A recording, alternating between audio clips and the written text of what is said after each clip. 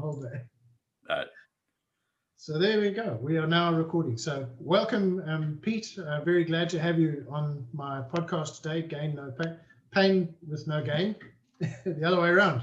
We're going to talk about the elements of growth and dealing with pain and the elements of your business, how you got onto the journey where you started. So welcome, Pete McCall, and let me ask you just to introduce yourself. Yeah, Graham, first of all, thank you so much for asking me to come on your show. It's an honor to be here. And I'm just a guy that there's really not really too much to say, except I'm a guy that likes exercise. I'm a guy that enjoys being active. And we are just talking just before you hit start, we're talking a little bit about rugby.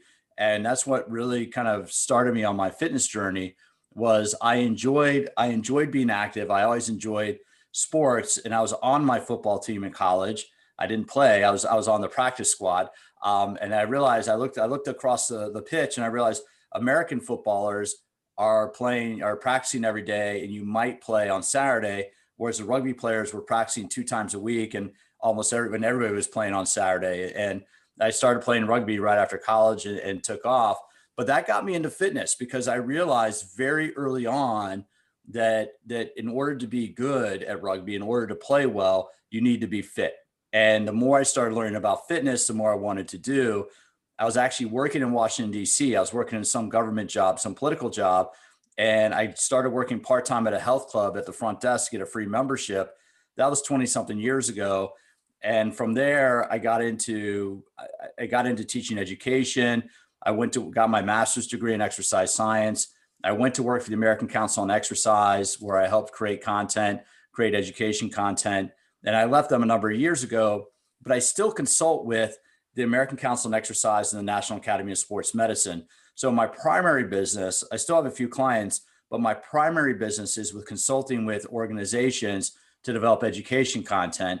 And now I think what's important for your listeners that might be interesting to talk about is a few years ago, I started a podcast of my own called All About Fitness. You can see the logo there. Really I started listening to a few of the shows.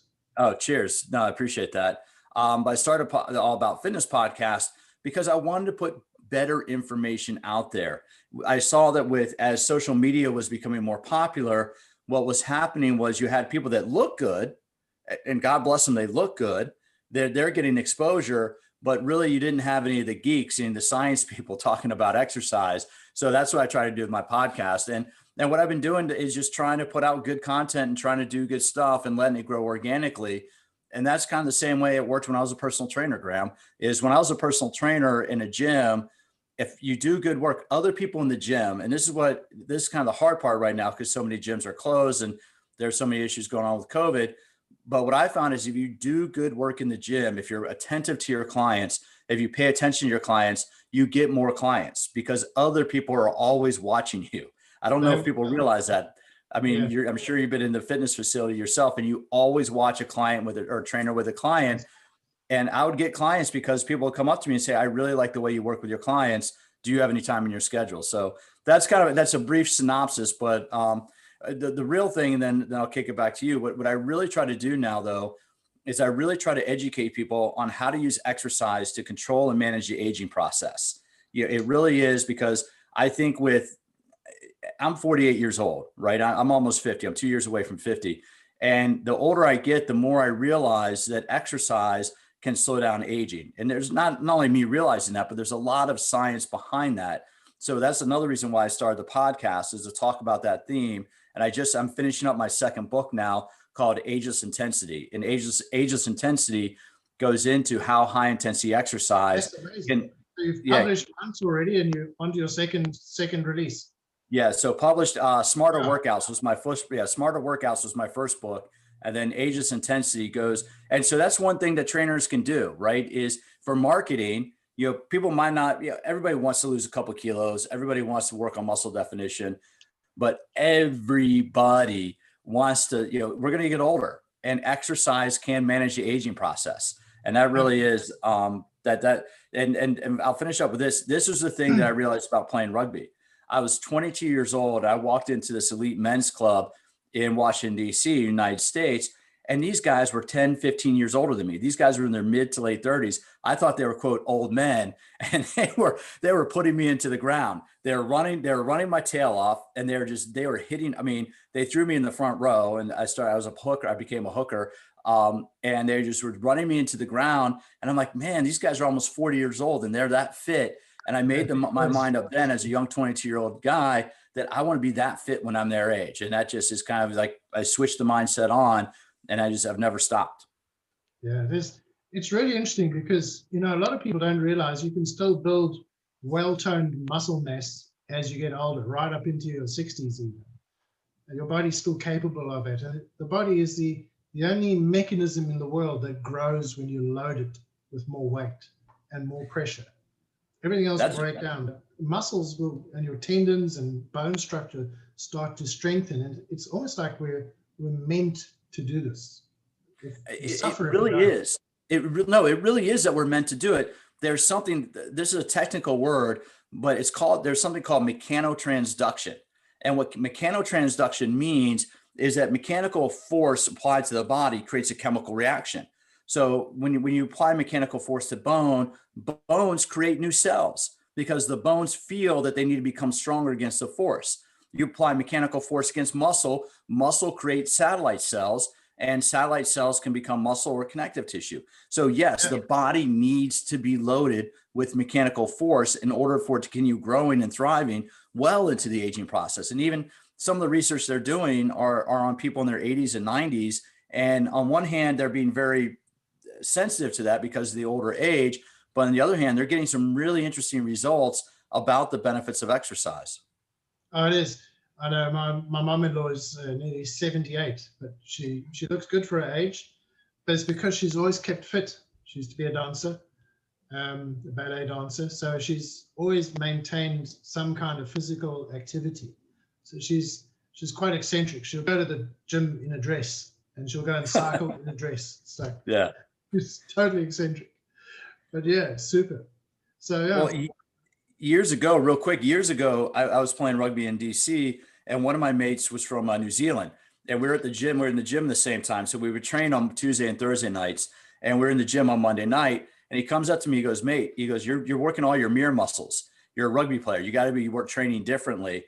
And that's really where I started. That was maybe early in my fitness career. I was maybe in my first or second year in the fitness career, and I started learning a lot more about sports performance. Because you just use the word fit. And that's the one thing I learned about people from SA, people from the Southern Hemisphere, Australia, New Zealand, is to them, fitness means work capacity. Fitness means ability. If you're fit, you have the ability to go out and play a half. If you're fit, you can go run 10 kilometers. You can go ride your motorbike if you're fit. Whereas in America, we were only focused on mere muscle. And that kind of was a big mindset shift years ago that has made a huge difference and how I approach exercise. Yeah, I learned the hard way that although I was very fit when I was younger, because I could bench well over my body weight. I could deadlift about 400 pounds. So the core exercises were all in that sort of range. But I learned the hard way about fitness because a friend of mine was a paddle skier. So I went down to one of the rivers on the Eastern Cape, and we paddled about 5 miles upriver. But by then I had such a pump in my muscles, I was like bound. I couldn't move because that's all I was good for. I could lift things up and put them down. But for endurance fitness, this guy was as skinny as a rake, but he beat me hands down. So he literally had to tow me 5 miles back. I was seized. So it's for different things. And I think one of the things I really enjoy is the guys, there's a crowd on YouTube called Bar Stars who do this like calisthenics. They just do exercises. Now to use the body weight without any weights, these guys have got usable strength. You look at the moves that they can pull. It's not just for lifting up and putting down, like you say, mirror muscle. It's actual real like gymnastic strength. I have an interest in that as well. So. Well, those guys are incredible. Those body weight strength guys, because it looks, I mean, they're basically doing gymnastics exercises, but really, and a friend of mine, a fellow by the name of McCall said this years ago, and it stuck with me ever since then. And I've really taken this to heart, because just what you mentioned, Graham, you said it so well, is the gym is the only place where we pick something up and we put it right back where we got it. If you're at home, and I'm recording from my house, so if I'm at home and I pick something up, I'm taking it somewhere. I'm going somewhere with it. If I'm at work and I pick something up, I'm going somewhere with it. I'm doing something with it. And that's a different type of strength, right? That's it, because you're moving mass and controlling mass through space. Whereas in the gym, most of us we do are straight up and down and linear. And it's just a different stress on the body. It's so funny, because you talk about your mate who might've been smaller than you. I tell that to the kids I coach high school rugby. And I'm like, it's not about size, guys. It's about fitness. It's about the ability to do work. There's no definition of fitness. What's that? About range of movement as well. Getting it, particularly in the core. It is. It really is. It's controlling this. You got to look at this. I kind of look at this as like, we're all like a cybernetic organism, like the movie Terminator, right? And the Terminator is a cybernetic organism. Well, if you look at it, the body, this is my phone. The phone that's my daughter. My daughter changes the lock screen. So when she's mad at me, she plays little tricks. I think it's funny as heck. But the phone is nothing but glass, plastic, and some hardware, right? That's what a phone is. The phone is hardware. Muscle and skeletal tissue are hardware. What makes the phone work is the operating system. What makes your body work is the nervous system. If you want the phone to do certain things, like take pictures and post them to a thing, you got to download the app. Exercise in our body is like an app. So if you learn a squat, if you learn a push, if you learn an overhead press, you're downloading a new app into the hardware of your body. That's really what I try to get people thinking about, in terms of, you're not using one muscle at a time, you're using the whole system at a time. Because the phone, you have to use the whole phone. In order for the phone to work efficiently, the entire thing works together. And the body's the same way. And I think a lot of times we make the mistake of, in the gym, I'm only going to do this body part today. Well, you're not only going to use that body part. Like if you're out on the pitch or you're riding your motorbike, you're not only using the chest to control the motorbike, you need your whole body to control the motorbike. And I think that's one thing that a lot of people simply overlook. No, they do. It's a real thing though, but it's, one of the reasons I got back into fitness recently is, when I was really fit like that, we just used to go to the gym and pick up heavy weights. We were two young guys, and we thought, well, and we were kind of into mirror muscle, kind of that kind of, we just wanted to be big and strong. I used to cycle 50 Ks a day, spend an hour in the gym every day. So we were pretty fit, but what we lacked was technique. And it's really important, technique and the pre-stretching and after stretching. And that caused a really serious injury for me. I slipped something in my L5 region in my spine. It was a loud crack, very loud. Everybody in the gym stopped and looked like, what's he done? So I wasn't able to do deadlift after that. And I've had a good 30 years of back pain from that. Oh, wow. Recently, because they say you like the 5 people you hang out most with. And it's true. So I've been with desk workers and family people for the last 30 years as I grew a family up. And recently I thought, what, I need to make a change here. So I started actively reaching out to fitness people. So I started wanting to get fit, because that's what we're talking about all day. And the stretches that I've picked up, just one stretch in particular, has loosened up that area of my lower back, where I can now sit down, stand up, move. I'm not running yet, but I will soon, without pain. Whereas before, that whole area was totally seized. It was so seized, it was like burning, that burning pain all the time, almost like a frozen muscle. But instead of going and wasting money on more doctors and chiropractors, I wasted tens of thousands on them. And they'll be very happy to take your money. Yes, they will. What you need to do is just get active, but be careful and have a clear plan that's worked out, especially for you, as to how you're doing. So it took me a good few years to find someone who knew exactly what I needed. So there's a guy in the UK who's helping me with that, and it's making a real difference. I can actually go for a day without stretching and I'm still fine, but I've got into the habit of doing it every morning, when you get up. Makes it you for the day, because then you're balanced and you can cope. Although I still sit as a desk job the whole day, that's going to change soon too. There's a plan for that. Well, and that's the thing, Graham, is once you learn a couple of those techniques, is building habits around them. And that's one thing, again, I try to get people thinking about, like in my book, Smarter Workouts, I lay out a model where one day you do strength training, one day you do mobility training, like body weight training. Because one day when you're doing strength training, you're lifting stuff pretty much straight up and down. You can't take a 200 kilo deadlift and move it that easy through space. I mean, 200 kilos is a lot of mass. But what you can do is, so you have one day where you do heavy strength training to build the muscle in your body. The next day should be like body weight training or like yoga or like a TRX workout of where you're moving your body, you're moving relatively small mass through space. You're moving in multiple directions. And that is where like your back over time will miraculously get better. Now, obviously, if it's injured, I wouldn't have you pick up a lot of heavy weight right away, but it would be wiring those muscles back together. But it'd really be teaching you how to use your body in space and how to control your body through space. That's what people need, because the body is such a complex structure. So if you look at the market as a whole, who are the type of people that you really like working? What gives you the most joy? What kind of people do you really like working with? I like people my age, mate. I'm in my, like I said, I'm in my mid to late 40s. And what I really try to work with, even though now right now, most of my clients are younger, like high school kids of high school that play rugby and baseball.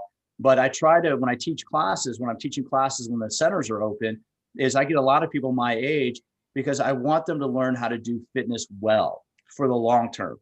Because if you're in your mid to late 40s, or if you're in your 50s, those days of walking around shirtless on the beach, I mean, you can do it, but that shouldn't be your highest priority. Once you get over the age of 40, it's my belief that yes, we can use fitness to help us look better. But in reality, once you get over the age of 40, fitness helps keep you healthy, helps reduce the risk of disease, helps you maintain your energy. And I look around, and Facebook is such a good tool for this, right? As I see friends of mine, guys I played football with in college, or I was on the football team with in college, or guys I played rugby with 20 years ago.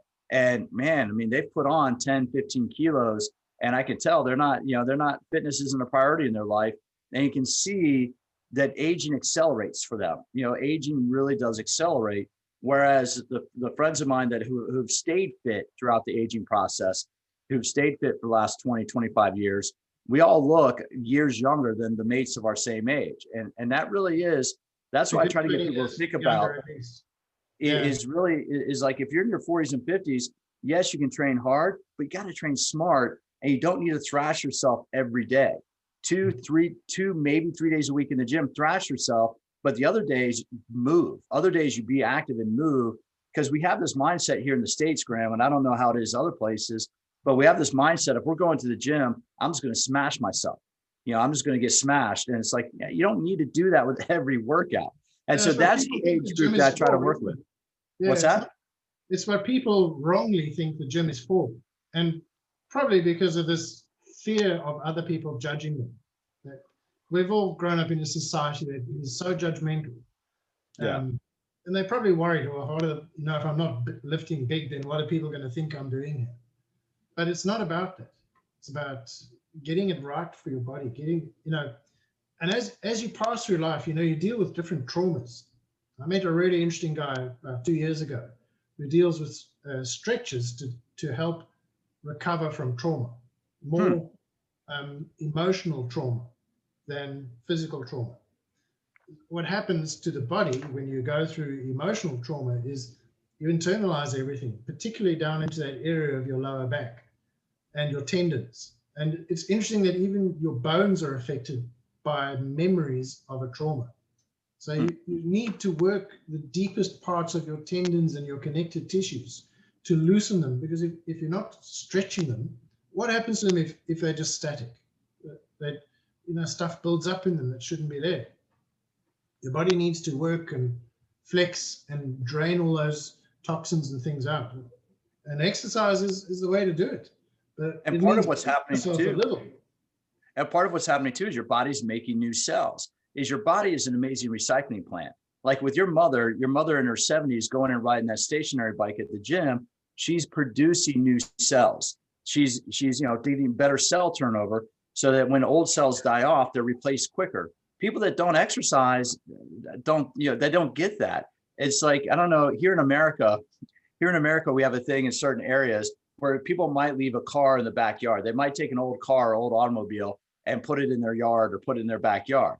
And you can drive by certain areas of America and see people with a rusted out old car on the side of their yard, right? But what happens if you take that car, instead of leaving it in your yard, and you change the oil, you change the hoses, you change the tires? You can maintain that car. You can take a car that was built in the 1950s, and that car could still be driving on the street today if it's well maintained. And the human body is the same way, mate. If all we do is sit on the couch and sit at the chair at work and come home and sit on the couch and turn on the telly, then we're leaving the car in the backyard and we're not doing anything. But exercise replaces the belts. Exercise replaces the hoses. Exercise lubricates the engine. And it's like, if you're going to put that money into your car, at least put the money, the same amount of effort and attention into your body. Absolutely. It's really important. It's the most expensive asset that we've got. You can't afford to replace it, really. So it needs to be looked after. That's amazing. So on your program, how can people access your program? They're almost anywhere where you can find podcasts. I'm on Stitcher, I'm on Spotify, I'm on iTunes. I'm just starting to, that's why I have this backdrop here. I'm just starting to post interviews up on YouTube as well, because the research is showing that a lot of people are plugging into YouTube and listening to that. So I have a bunch of my older podcasts on YouTube. It's the All About Fitness podcast YouTube channel. So you can see the All About Fitness logo in the podcast YouTube channel. And just so you know, that the podcast is really geared, as I said, Graham, for people aged like 35, 40 and over, for how do we manage aging? How do we use exercise to manage aging? And I had a guest I had on not too long ago was Dr. John Medina, who wrote the book Brain Rules for Aging Well. And that's the type of content I try to put out there. It's not a fitness, I'm going to go get smashed in the gym and get big muscles. There's enough of that out there. God bless those guys. They're doing a lot of good work, but I try to have a more cerebral discussion about fitness, about how we can make it, use it to make our life healthier. That's very interesting. I think this is a growing market. Do you think this pandemic has done something to realign people's thinking towards this kind of health journey? 100%, 100%. I just read something in the New York Times maybe 2 or 3 weeks ago about how adults over the age of 50 are starting to realize they need to start exercising again, because I fully believe, Graham, that once we have all the data in from this virus, that it affects everybody. It affects everybody. I want to be clear about that. And there are people who've been young and fit who've died from the virus. However, I think what we're going to see is those that are fit, that are healthy, that have a healthy body weight and that exercise, for the most part, if they caught the virus, they didn't get stuck in the ICU. They weren't intubated with tubes. They were sick for a week to 10 days at home and felt lousy, but they didn't end up in the ICU, in the intensive care unit. Where people that are deconditioned and obese and have other issues, they were at a much higher risk of being admitted to the hospital. So I think once we see the data, we're going to see a shift, and people are going to start coming back to the gyms, partly to be social and partly to exercise, to be like, hey, I need to push my health out there. I need to promote my health, and that's really what exercise isn't just about looking good. It helps you do that, but really exercise, as you mentioned, man, you said it, exercise is the best way to maintain your health for the long term. It really is. And support that with a reasonably balanced diet. It doesn't have to be crazy. These sort of edge of the thinking sphere diets where they are so severe. We're not all in the acting business where we have to cut down in 3 months or gain weight for a movie that we're going to run. This is life. You're right on the money, man, because we look at these movie stars about, I want to look like that. They train. I don't know if people don't realize that. If a movie star gets a role, what's that? It's insane how they train. If a movie star gets a role, if Hugh Jackman gets a role, he's training for about 3 to 4 months before he starts filming. I mean, Hughes, and I'm not putting anything down, Mr. Jackman down, but I've talked to his trainer before. He trains, he'll train to get in shape. I mean, these guys and these actors will maintain good shape, but they don't look the way they do on camera. It's like a bodybuilder, right? A bodybuilder doesn't always look like they are on the stage throughout the entire year. All the time. Wouldn't be helpful. And the one thing I tell people, Graham, about diet is here in the States, we have percentages. 80% 80% in school means you're a good B student, right? 90% above means you're a good A student. I try to tell people to be a good B student. Be a good B student with your nutrition. You know what you're supposed to eat and you know what you're not supposed to eat.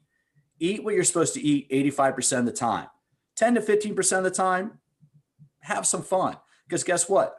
At the end of it, when we're all said and done, we're going to be 6 feet under the ground. Whether you ate kale and quinoa every day, or you enjoyed a good burger and fries every now and then, I mean, at the end of the day, we're all going to be a little bit we're all going to end up under the ground. And I really think that while we're here, we should enjoy it a little bit, not excessively, but if you do everything right, 85% of the time, you'll have good health. And that's the important part. Yeah, I totally agree with you there. Just having a balance, but being well behaved with a structure and regimen in your diet and exercise for most of the time will put you 80% ahead of those who are doing nothing about it. They're the ones who are going to really suffer with joint pain and arthritis will creep in. Whereas if your joints and everything are moving all the time, you can do a lot to keep these ailments away from you. Yeah, it's good. So Absolutely. You've got the podcast running. Where else can people find you? Do you have any websites? Yeah, I have Pete McCall Fitness at PeteMcCallFitness.com. And then there's all different dots, but PeteMcCallFitness.com. I post on my blog there. I'm trying to put up 3 or 4 blog posts a month. I'm starting to do exercise how-tos. And then also what I'm doing is if you join my mailing list, you get you get a chapter from my book, Smarter Workouts. So it'll kind of introduce you. It goes through the overview of how the book is laid out. And also when you join the mailing list, you get one of my workouts. You get a body weight workout that I always say you can do it anywhere you take your body. So what I'm trying to do is I don't want to spam people, but I'm trying to put the content out there to be that person to help you understand how to use exercise to control aging. And that's what I write about. So at PeteMcCallFitness.com, you can see those blogs. I think the latest blog I put up was a holiday gift guide, fit holiday gifts or gifts for the fit person in your life. And one of the next blogs I'll be putting up is the benefits of sleep. Because as we age, man, sleep becomes critical for maintaining optimal health as well. Yeah. No, I'm not happy if I don't get 8 hours. I know some guys get by with 7, but I'm an 8-hour minimum. Yeah, right. It makes a huge, if you miss that 1 hour, man, you feel it the next day. Yeah. Where we live, there's an active farm just next door. So they're a beef producing farm. We're out in the sticks in rural England, and they are busy all day. They're up at 6 in the morning, grinding and with their front end loaders, cleaning out the barns and everything. So they make a lot of noise. So past 6 in the morning, there's no more sleeping for me. So I got to get to bed early. But mate, that's the way the body's designed to be used, right? We're designed to be busy. The sun comes up, we should be out doing things. The sun goes down, our natural circadian rhythms down-regulate us, and we should be going to sleep. We're not designed to be playing video games till 2 in the morning, or we're not designed to be watching 2 meters TV screens, 2 meter TV screens until, after midnight. I mean, that's against our natural biology. I say big TVs are designed for poor people. You're right, mate. Also why Lamborghini doesn't advertise them. Yeah, exactly. People are not there. No, it's really good. And so let me ask you, so when you set up a podcast or a live show, how do you go about letting your audience know that you're active? Well, I haven't done that. I haven't gone there yet, Graham. I mean, that's a good question because ultimately I want to get there. And it's one of those things about, I need to learn this technology, and I'm a one-man show. I don't know how you are, but I'm a one-man show. So getting to the point of where I'm going to be doing YouTube is one thing. And what I'm hoping probably by the middle of 2021, that I'll be doing at least one show a week live of where I'll be recording it that I can put it up on, the platform, but then I'm doing one show a week live where I'm broadcasting that. Then I just haven't, part of it is, I want to respect my guests because sometimes when I record with a guest, I don't want to make a guest feel like they're obligated to put on makeup or be somewhere presentable. I interviewed a doctor last year at a hospital. He was on shift at a hospital and he was talking to me literally from a storage room, from a supply closet, because that was the only place that was quiet during his shift. And so I haven't gotten there yet, but my goal is to be able to go live. And once I go live, that's where I'll use Instagram. That's where I'll use Twitter and Facebook. But I'm kind of now what I've been focused on, and this is my recommendation. It's kind of like going back to training, right? If you do what you're supposed to do and you're a good trainer designing good programs, over time, the clients build and you'll stay busy. As a podcaster, what I've been trying to do is focus on good content, good interviews, and putting out good content. And now I'm getting ready to turn that corner and saying, okay, now how do I promote it? How do I get it out there? How do I, campaign it to get more people aware of it? So that's what the next year is going to be focused on, is trying to get more awareness, which is why it's an honor to do your podcast, because now it's an opportunity to share and get more people to raise the awareness of it. But it really is just now it's going to be turning that corner and figuring out how to promote it, because my goal is to ultimately be going live and be featuring live broadcasts of interviewing top experts in the field. Yeah, so that's the other side of what I enjoy doing. Is I used to be in the mobile telecoms business. 20 years ago, it was part of one of the biggest early incubators that was actually bought out by America Online. It was a text-based business. SMS marketing and chat was integrated with ICQ, which is, I don't think it's still around. It was a little chat app. Everybody was on it in the day. Yeah, no, I remember that. Yeah. But from there, you go through the cycle of running your own business, and you're hiring software developers, and along that journey, I felt you don't quite get what you want. These guys, they take your money, but they don't always give you what you want. They kind of copy and pasting from previous customers and just branding it as yours and saying, well, there's one. It's like pushing out another rebranded product. And I've come across a number of different systems that have really helped simplify things. Things like understanding how to build not a web page, but a funnel, which has become popular technology. So you have like a form which will capture the person's email, their mobile number. Asking people for their mobile number is really important. I met a guy, Chad Collins. He has 500,000 mobile numbers. Now you compare his business to another business that has 500,000 email addresses, and he will make 5 times more money than the business that has email addresses only. And it's purely because of the open rate statistics of the two different systems. So SMS is read within 3 seconds by 98% of the people who receive it, whereas email is only read by 1/5 of that. So if you can get more people in the front of your sales pipeline, you have more people coming out your checkout page. And along the path, I came across Brandon Duff. You can see him on Facebook. Really good marketer. He's built a whole solid stream of passive income based off a funnel system. So he has one that you can buy from him in white label. So I use his system.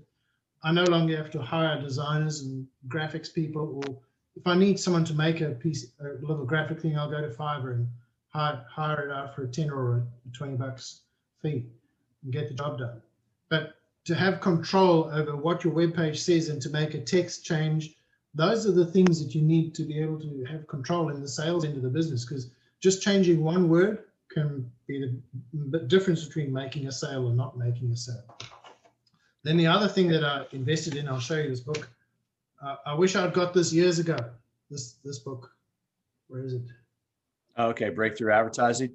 Breakthrough Advertising. It is a famous book by Eugene Schwartz. You can buy it from Brian Kurtz. It's way cheaper than getting it on Amazon, about $600 cheaper if you buy it from Brian Kurtz. But the teachings in his writings are so fundamental to what we need to understand. This should be the first book we are forced to read when we leave school if we want to run our own business. It teaches you how to break into mature markets, how to bring new products into markets that already know the product and are saturated with it. And based on scientific research that they've done over 60 years in marketing, places like Ogilvy and J. Walter Thompson, these guys are huge organizations, and their education is all part of what he used to write most of their copy. But the education in there is really interesting. One of the things I learned was people sit in 5 states of awareness. Now, if you talk to a salesperson, they just want to sell. But when you come to the marketing side of business, you realize it's actually more about building a relationship with the customer base, getting the customer to understand you. But how do you do that with someone who's never heard about you? you've got a product and a price and a program you want to talk about, you want to tell him about that. But that is 100% the wrong thing to start doing, because he doesn't give a monkey about you and your problem. All he cares about is his problem. So you've got to start understanding what they're talking about. And you find in the fitness industry, the niche where I'm working, people really care about pain and joint aches and how they have had this surgery in the past. How do they cope with this? Because they've got maybe lower stomach muscle issues from having a cesarean or things like that. And these surgeries leave long-lasting effects on people, and how people can work around that. So you start learning the language of the target that you're looking to. And that's what he talks about. This is absolutely, I highly recommend that book. I'll take a look at that, because that's just it. And that's why I started focusing on exercise for aging and I hate to say this, and I hate to be this blunt, but if people are over the age of 50 and they're not exercising, they're not my target demographic. I frankly don't care, but it's those people who are over 50 and over 60 that have been exercising most of their lives that now want to be smarter, that now want to know, hey, I'm in my 60s. I know I need to exercise. I like exercising. How do I make that most efficient possible? And that's what I really try to, so I really try to dial in and know my niche. And what I think that's so interesting about SMS marketing, and what's interesting, Graham, I don't know if you ever heard of a company called Verve Mobile. It was Verve Wireless at one time. Verve, but it was sounds familiar.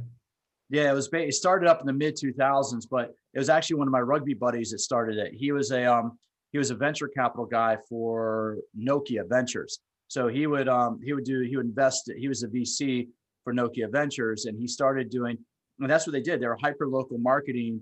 I was one of their early investors. I was one of his angel guys, and they were hyper local marketing using SMS.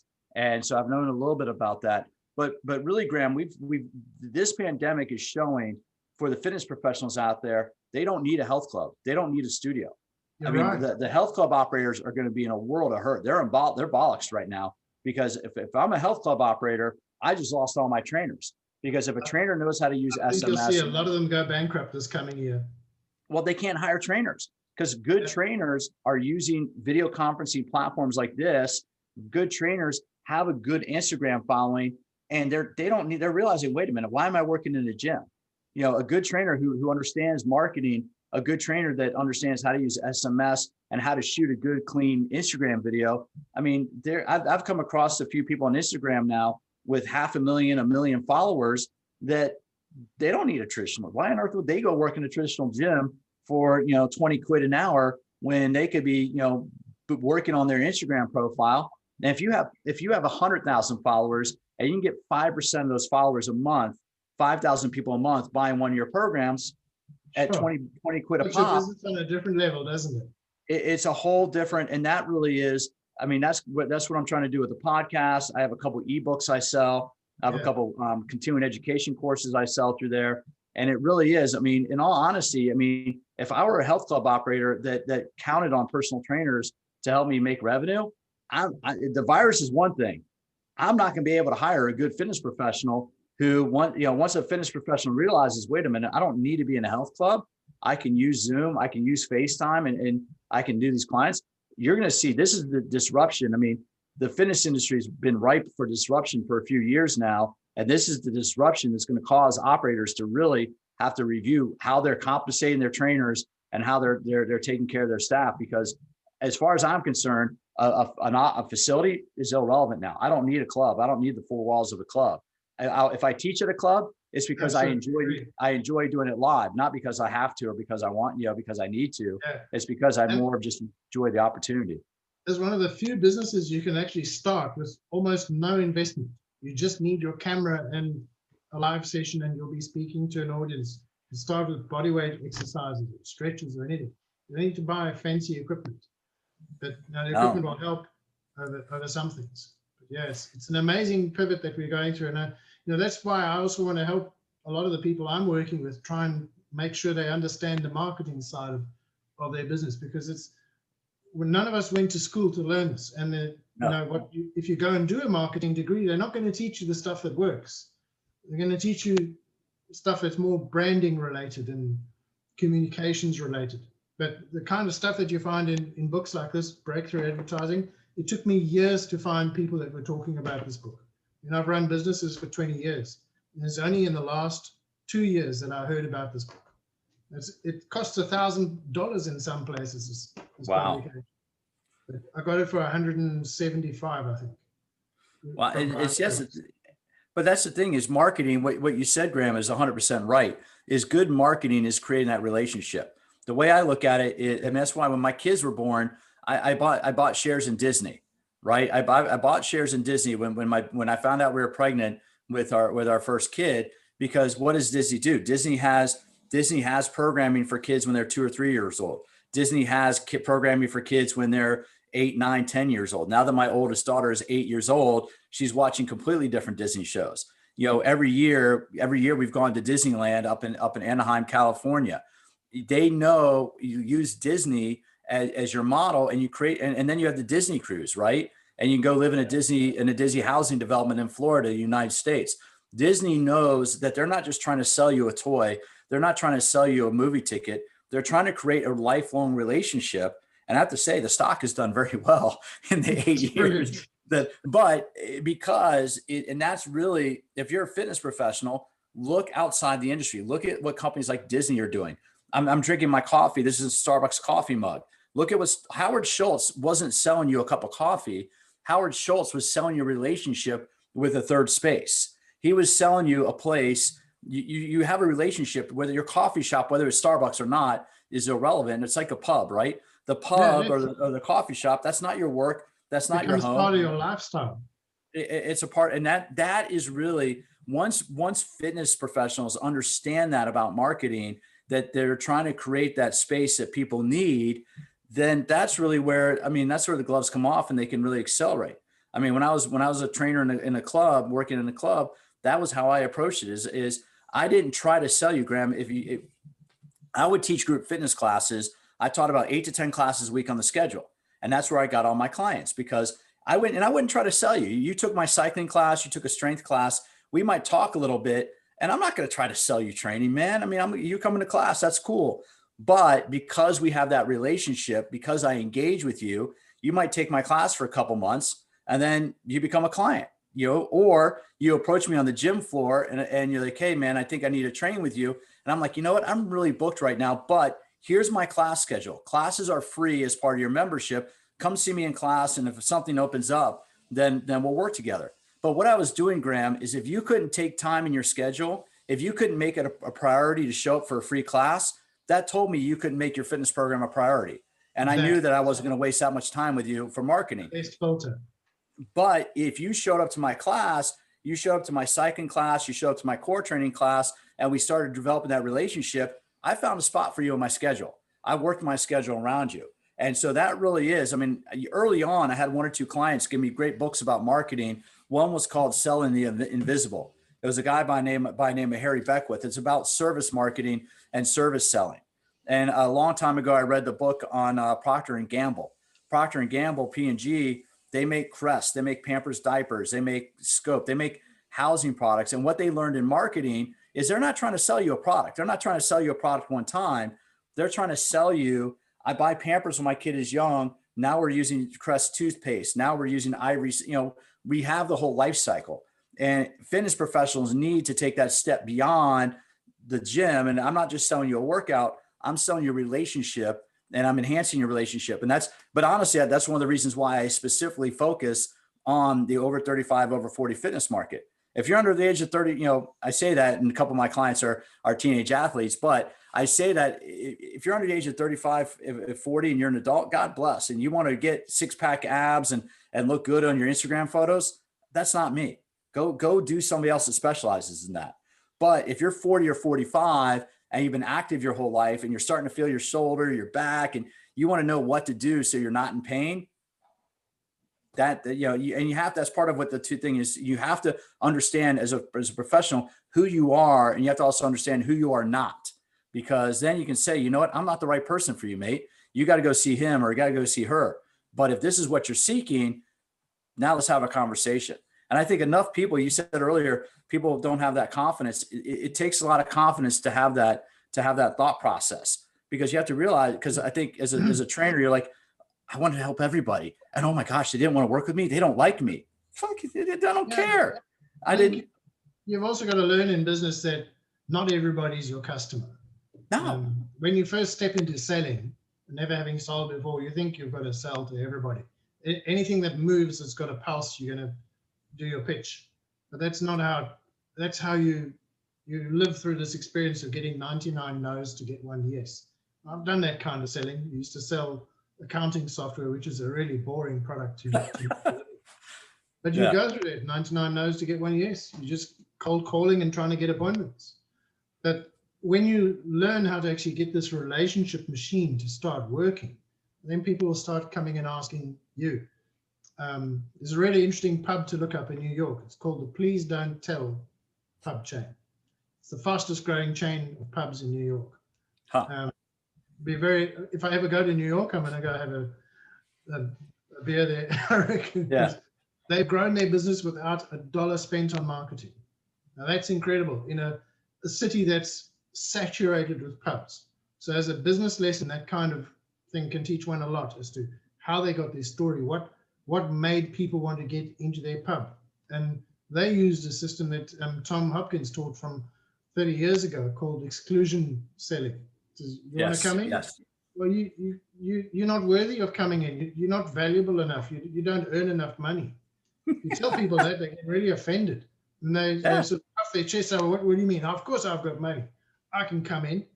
Well, no, you can't, because we're booked. Well, mate, that's part of what I do. Is when I was training full time, I'm sorry, I'm really busy. I don't see people before. I never saw somebody before 6:30 a.m. because I'm not a morning person. 6:30 a.m. And with my early clients, it was always 6:30 a.m. ish. I told them that if I'm at 6:30 a.m. ish, understand I'll be here, but I might not be here at 6:25. I might be getting here right at 6:30. So I was very clear up front with that from the start, because I am not a morning person. And also I wouldn't see clients after 7 p.m. at night, because you can't be everything to everybody. And what I found is just like that is you put that velvet rope up, you put the velvet rope up in front of the nightclub, people want to go to the nightclub, right? It makes people want to go to the nightclub. And if you start limiting yourself and saying, you know what, I'm not available as a trainer, people are like, well, why not? Well, I'm really busy right now and I'm helping so many people. I just don't have time for you. You start creating that demand. But then that comes to like why trainers are developing online programs, and why, that's one of the reasons why I wrote my book. Is people were asking me for a lot of advice. And I'm like, you know what, I'm just going to write a book and put it in a book. And I also have a couple of ebooks. If you go to PeteMcCallFitness.com, I have a couple of ebooks on that I kind of broke up into. I took the book I wrote. It's not the same content 100% by any means, but I broke it up into 3 different ebooks that you can buy an ebook on core training. You can buy an ebook on anatomy, and you can buy an ebook on exercise and aging. And that way it's just kind of like, and that really is what I found, is because people would ask for advice. I'm like, all right, I'm tired of telling you the same stuff. Let me kind of put it together in a thing. And that's also why I did the podcast. And then I'm going to have to wrap it up here in a minute or two. But with that, what I said this earlier, what I've really tried to do, Graham, with marketing the podcast is just trying to put good content out there. I try to have engaging conversations with people, and it's been growing. My numbers I started out the year at about 15,000 downloads a month. And I'm on track for this month to be above 21,000 for the 3rd month in a row. And that just is trying to, and I haven't even done any PR. I haven't done any marketing. What I have been doing is I've been a spokesperson for the American Council on Exercise for a number of years. So I have a lot of media contacts, fitness writers and fitness editors. So what I've been doing is emailing them and saying, hey, if you're doing a best fitness podcast list for 2021, please consider my podcast.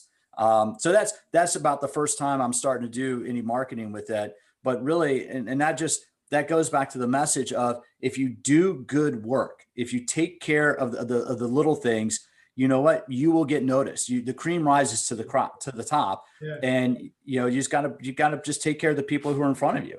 Yeah, LinkedIn's an easy platform for that, because only 1% of people are actively posting and sharing content. So compared to Facebook, most people are just sitting consuming content. So it's just, they're easy platforms to join and get your marketing out. So Pete, I really want to thank you. It's been a great session today. Picked up some good information from you, and I really hope the listeners that watch this podcast later will go and see your website. What is it again? Do you just want to remind them? It's PeteMcCallFitness.com. I have a lot of content, and I'm starting to put up product reviews and other stuff up there. So no, I appreciate that. And here's a little Afrikaans. I don't know how many Afrikaans, how many listeners, but the some Afrikaans I learned a long time ago was Hancock and the Millies.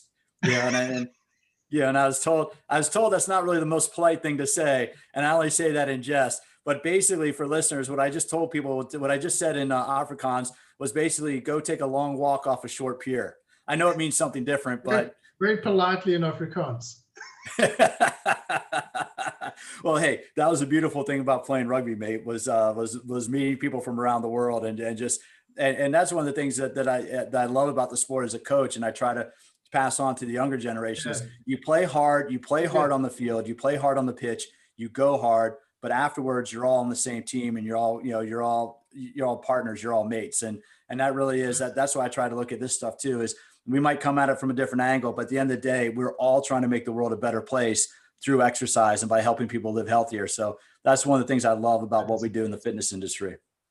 No, well, thank you very much. That was Pete McCall today on the show on Gain No Pain, and hopefully you'll enjoy watching this as we publish it. So I'll just switch off the recording now, Pete, and then I'll say cheers to you.